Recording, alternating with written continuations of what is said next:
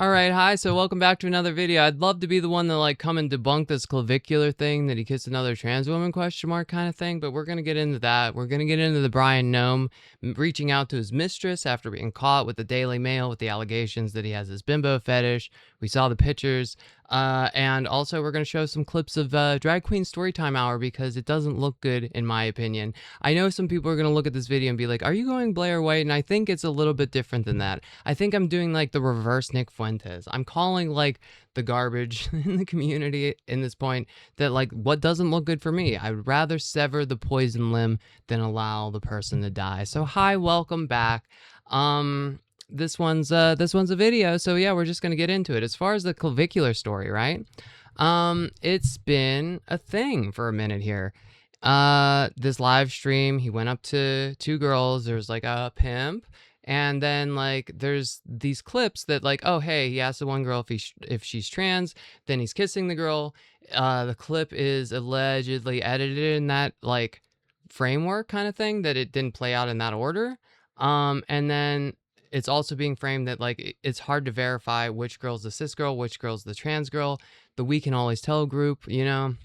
But anyway, there's a clip of that like Clavicular's talking to the girl and he's like, they step outside and he's like, this is kind of hard. I don't even know like how to ask this, like, are you trans kind of thing? And she's just, yeah. And like, so she doesn't want to be filmed. He makes this weird flex about how he has more money, whatever. It's kind of hard to verify these things because like the girls kind of look pretty similar, and the girl in the trans girl in question is Adelipali, Adeli Pali, I think, a Polish transgender model who gained significant viral attention following a widely circulated video showing her kissing a prominent content creator, sparking a fierce online debate about influencer brand reputation. So is this true? Is this not true? As far as these news outlets online are saying, it's not necessarily true. We have the Times of India and NDTV reporting on this, saying that it's a falsified clip. But they also have like a media bias fact check mixed rating kind of thing. So it's kind of hard to say for sure. Like, are they just trying to save face? I'll leave it up to you. I think it's weird that the group of guys that just kind of almost feel like entitled to women's bodies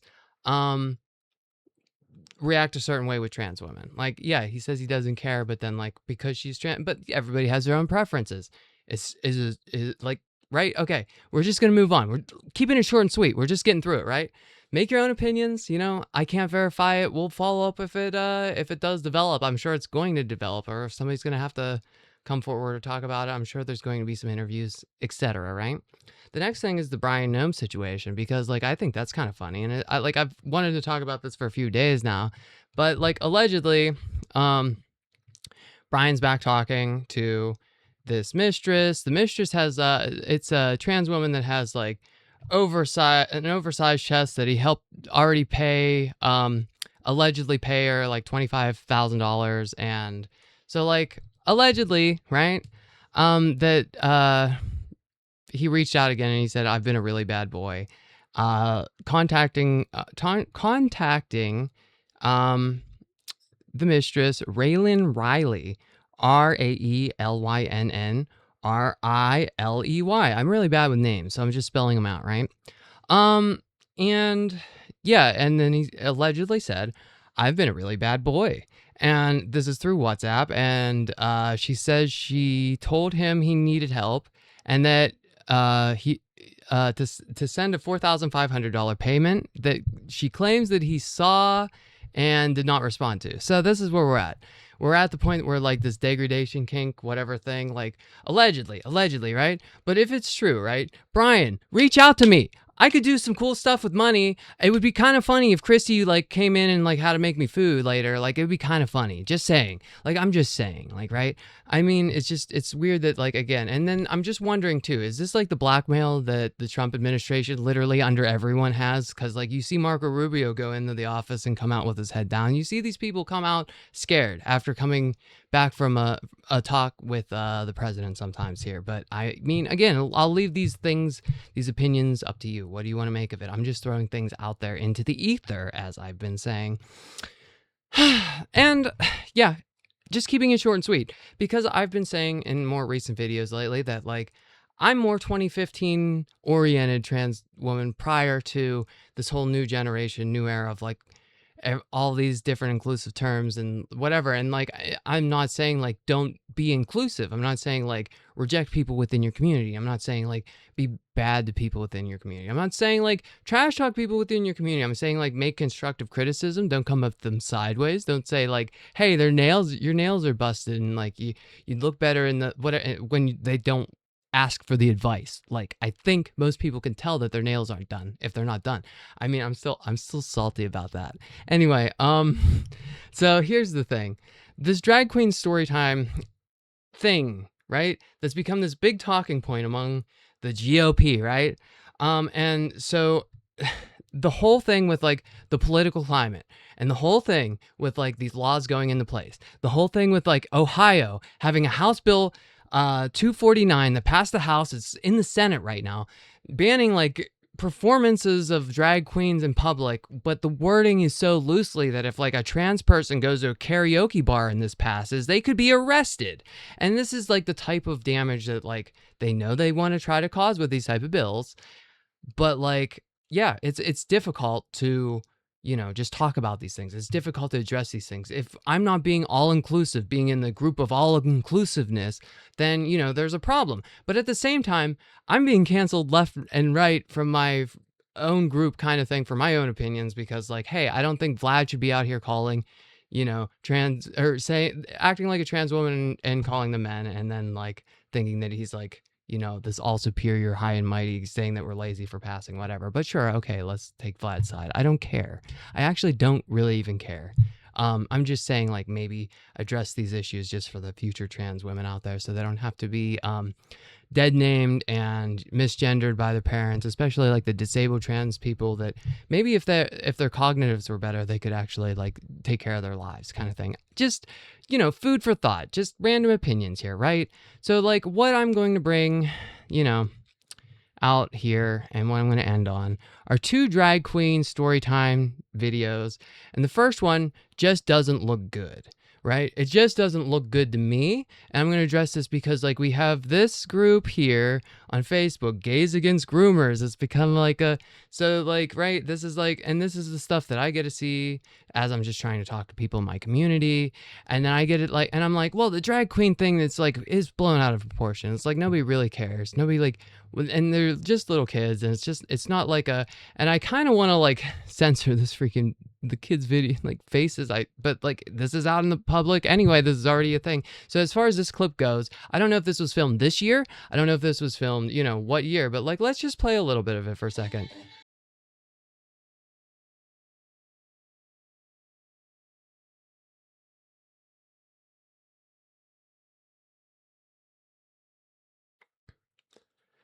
Like I don't care that it's a drag queen doing that, but like why do they have to have the big chest and then it's like up to this point it's like okay, whatever, but then like what in the actual are we doing here is my question.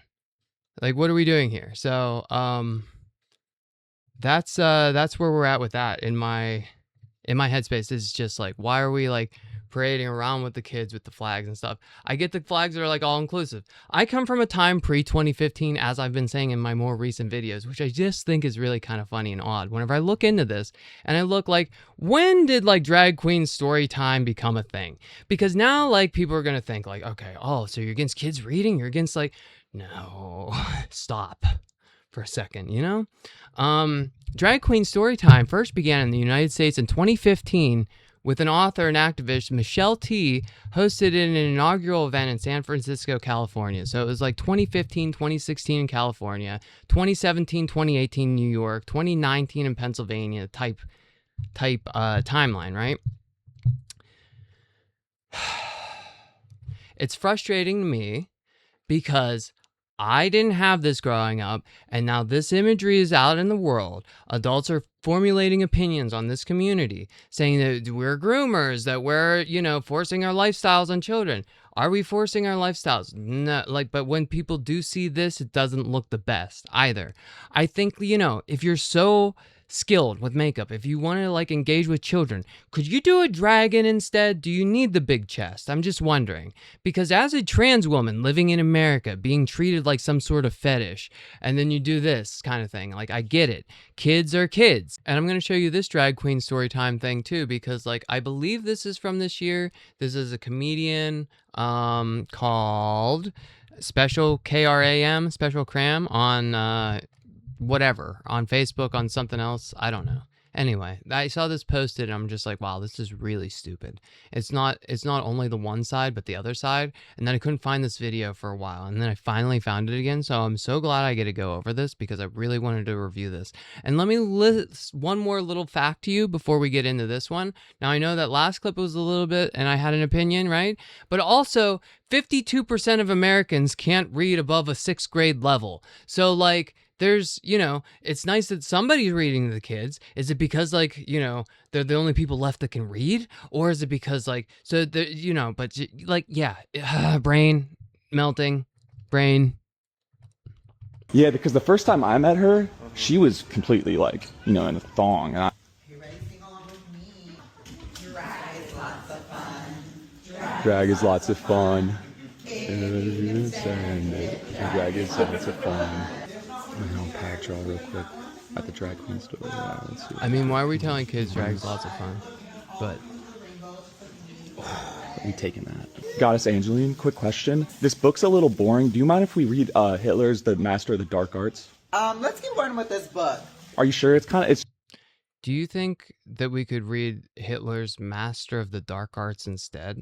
Like, do you see how fucking stupid this is? Can we just like, can we address this for a second? This is both sides being like hyper polarized. Like, this is why politics looks ridiculous to most people. Why can't we exist in the middle kind of thing? Because this is what happens. It literally is a joke, and it's a joke. That's how I'm seeing it. I don't know. Anyway, let's continue. a little boring. This is a little slow. What book is that? It's the Dark Arts. No, we're not going to be reading that. In fact, you should probably. So, like, as far as I can tell, this is a real clip. Wait, Because Goddess Angeline, can I get your number? because how could you Goddess- like stage this? Oh, so I'm a huge fan. And so, like, you know, and then he gets escorted out. He keeps trying to, and then he's like, he gets the police are like escorting him here. Yeah, because the first time I met her, she was completely like, you know, in a thong, and I thought it was like something else, you know. Yeah, like a kids event, so they're kind of. And so, like, yeah, this is the takeaway is like, this is that like, hey, more people are gonna start doing stuff like this to these events because like they're gonna, you know, they get like some sort of internet popularity, or they think it's like funny or goofy. And do you think like going into a room full of kids and just saying like drag is lots of fun is like a good thing to do when the GOP is doing everything they can to make trans people's existence complete hell? Do you think that like whenever it's this political discourse, and again, like I said, House Bill 246 or freaking 249 in Ohio right now, with these things out currently, do you think this is the best thing to do? I get that, you know, you have your own niche. I get that you want to do whatever. I get that these little kids aren't going to the library themselves. They're not like, hey, I'm going to go in my mom's car. I'm going to load it up with 4 other kids. And we're going to load it up with all the neighborhood kids. And we're going to sneak out. And we're going to the drag show. And we're not going to tell anybody. That's like how it's almost even being framed. Do you know that there's parents involved? The parents take the kids to these things. Most of the time, it's probably just something innocent. Like, listen, like, again, most kids don't interpret or internalize things as sexually as like adults want to or like to. But like the takeaway still doesn't look great. Be a dragon, be a fairy, be a clown, be something else. Like that, when in this day and age, in this political discourse, I think that's the safer thing to do. But you know, go ahead and like get upset at me that like I just want to exist in peace. I know I'm not doing like the perfect girl voice. I know that might be an issue for somebody. I know that I'm like a clocky bitch, right? I know that I'm not like the most passing, and I may not be the best to be speaking on behalf of the trans community, but like Christ almighty, I think I'm speaking on behalf of common sense here. Until the next video.